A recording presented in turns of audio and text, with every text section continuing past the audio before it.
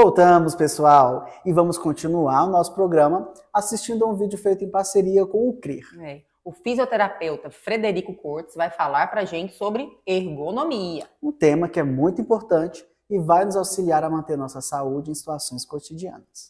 Vamos ver o que ele preparou para a gente. Ergonomia nada mais é do que uma ciência que busca compreender a relação entre o ser humano e suas condições laborais, ou seja, a relação entre você e suas condições de trabalho, ou estudo no caso de vocês. Mas como assim, doutor? Que relação é essa? Vocês poderiam me perguntar.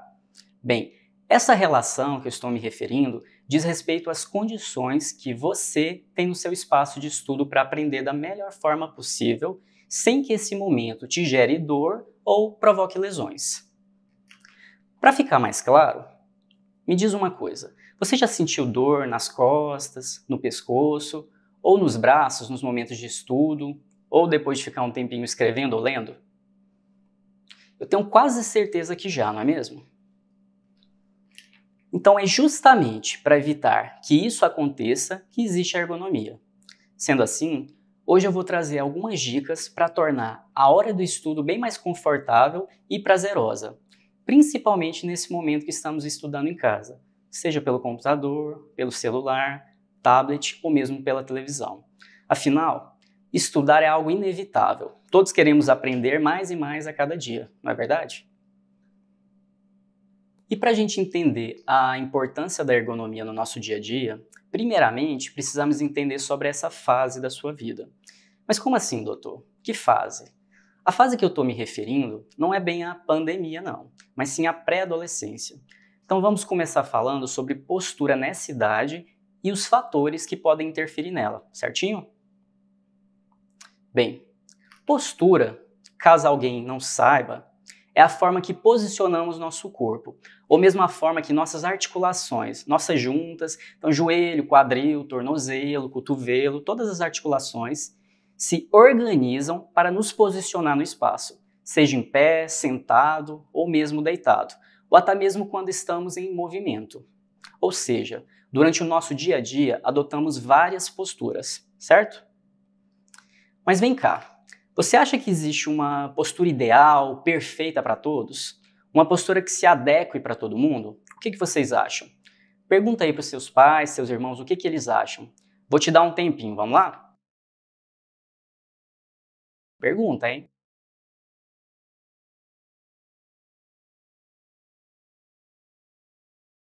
Pois eu já vou te responder. Não existe.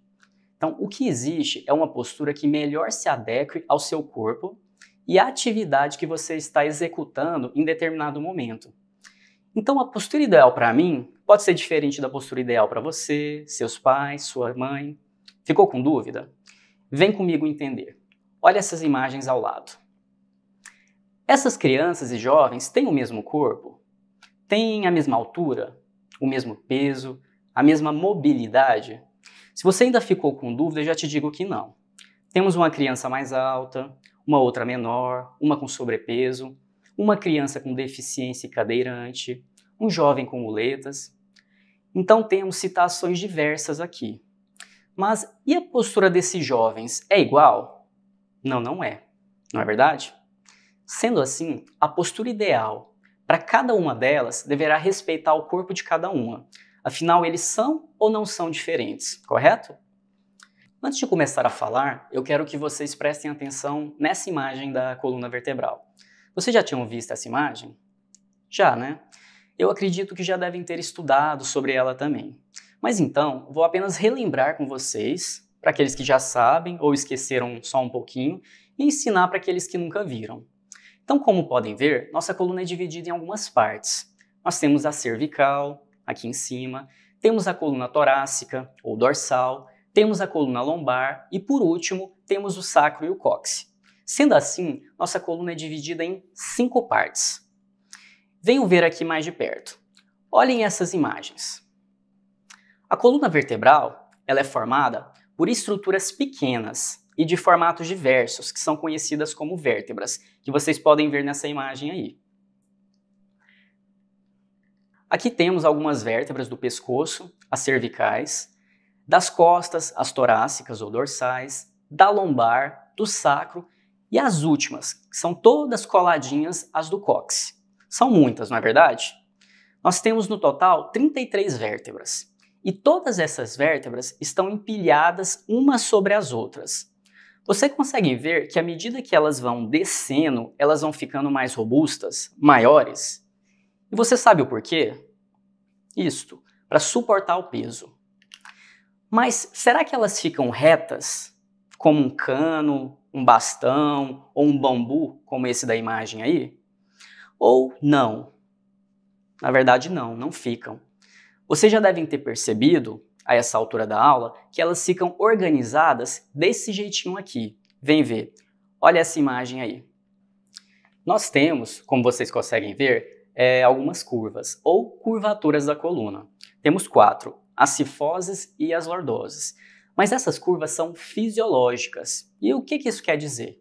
Que elas são importantes para o nosso corpo. Elas foram se formando de pouquinho em pouquinho, tá? Elas servem para distribuir o peso das vértebras umas sobre as outras e não sobrecarregar quem está lá embaixo. Já pensou se todo o seu peso do corpo, do tronco, da cabeça, dos membros superiores, estivesse tudo concentrado nas vértebras lá embaixo? Pensa o peso. Você sentiria dor? Sim ou com certeza? Pois é. Então, essa organização da coluna, ela é fundamental para que você consiga mantê-la na hora dos seus estudos. Então, para isso, vocês devem seguir algumas dicas de como adaptar o seu local de estudo. Vamos lá? O primeiro ponto que eu vou abordar com vocês é a necessidade de um espaço destinado para os estudos dentro da sua casa e que a gente vai chamar de ambiente ideal de estudos, tá certo? Mas nessa hora você já deve estar me perguntando: mas doutor, eu não tenho como montar uma sala de aula na minha casa. E eu sei, tenho quase certeza que a maioria das pessoas não tem um espaço que seja só para os estudos, exclusivo. Mas o que eu quero que você faça é definir um local para estudar. Vai ser o seu cantinho dos estudos. Lá você não vai dormir, não vai fazer suas refeições, não vai brincar na hora dos estudos, não vai jogar videogame. Ali será seu lugar de aprender, combinado? Mas onde que eu vou estudar? Fácil. Pode ser na mesa da cozinha, na mesa de jantar, uma escrivaninha. Só não pode ser no seu sofá ou em sua cama. Como assim? Você não vai poder estudar deitado. Você já deve ter tentado algumas vezes e viu que não dá certo, não é mesmo? O mais importante aqui é que você e seus pais entendam que todos nós precisamos definir nosso espaço de estudo e de lazer. Então eles não podem ocupar o mesmo local, para que a gente consiga entender que naquele momento eu estarei estudando. O nosso cérebro e o nosso corpo, eles precisam entender isso também. Eu sei que parece chato, mas com o tempo a gente acostuma e você irá perceber que seu rendimento será muito maior e você conseguirá terminar seus estudos muito mais rápido, porque não vai ficar enrolando para estudar. Daí vai sobrar mais tempo para você fazer as atividades que você gosta também, como assistir uma série, jogar bola. Dito isso, nós vamos agora analisar nosso ambiente de estudo, que já deve ter ficado claro para vocês que a melhor forma de estudar será sentada, certo? Ficou claro, né? Pois assim, nós teremos um ambiente que nos permita assistir à aula e realizar as atividades solicitadas pelos professores sem nos causar lesões. Afinal, ninguém aqui quer ficar com dor depois da aula, não é mesmo? Então, vamos organizar nosso local de estudo? Vem comigo! Agora que já sabemos que precisamos e devemos estudar sentados, a não ser que tenhamos alguma limitação física que nos impeça, nós iremos adaptar nossa mesa.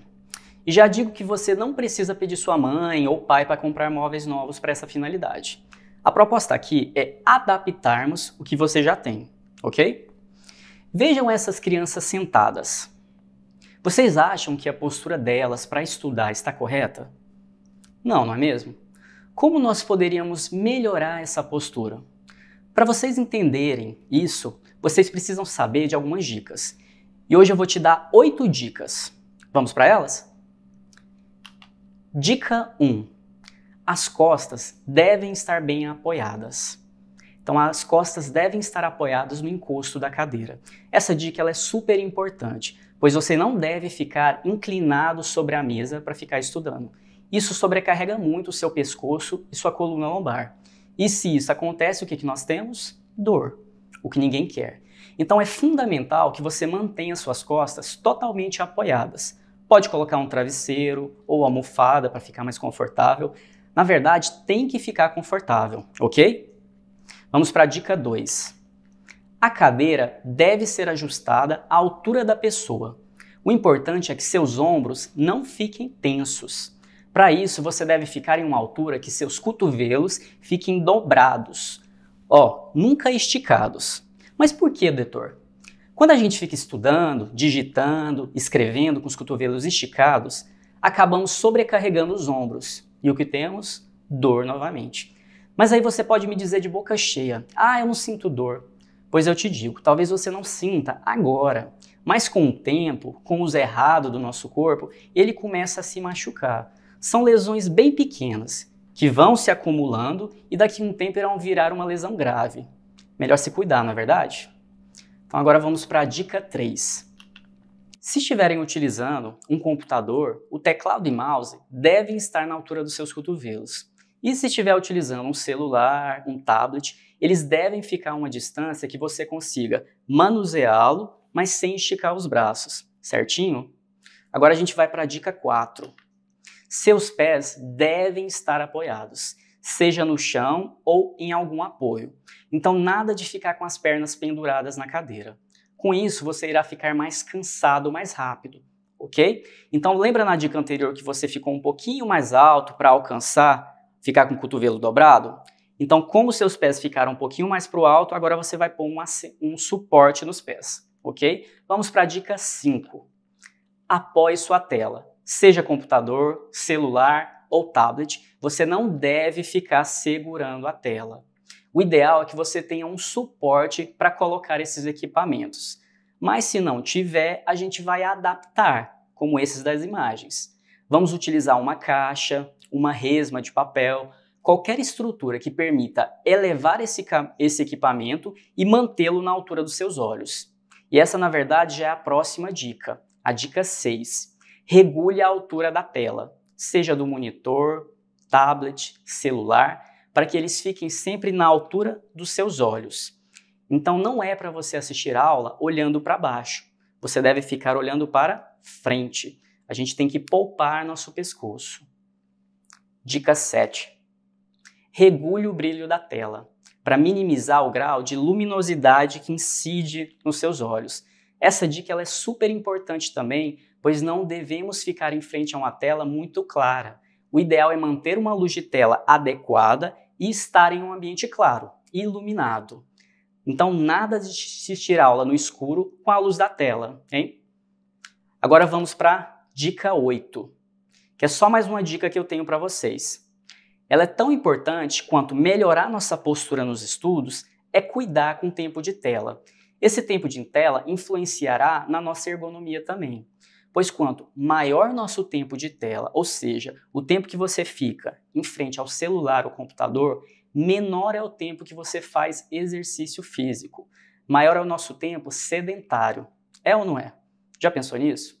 Então, para evitar que isso ocorra, vou dar mais uma dica. Anota aí. A cada 2 horas, no máximo, pare um pouquinho os estudos, por 15 minutos e levante-se. O tempo, caso você não tenha um horário de intervalo definido pela escola, será definido pelo seu corpo. Pode ser de hora em hora, de 30 em 30 minutos. O importante é movimente seu corpo. Alongue-se, corra, ande de bicicleta, suba escadas, mexa os braços. Movimente-se dentro do que o seu corpo permite. E já que você vai se movimentar, que tal beber água, hein? Bacana demais. E vocês podem rever esse vídeo na íntegra no nosso canal do YouTube. Aproveite o tour e reveja outros quadros que também estão disponíveis por lá. E enquanto isso, esperamos vocês para o nosso próximo Revista em Conexão. Fiquem todos bem, um grande abraço e até mais. Tchau, Tchau, tchau. tchau.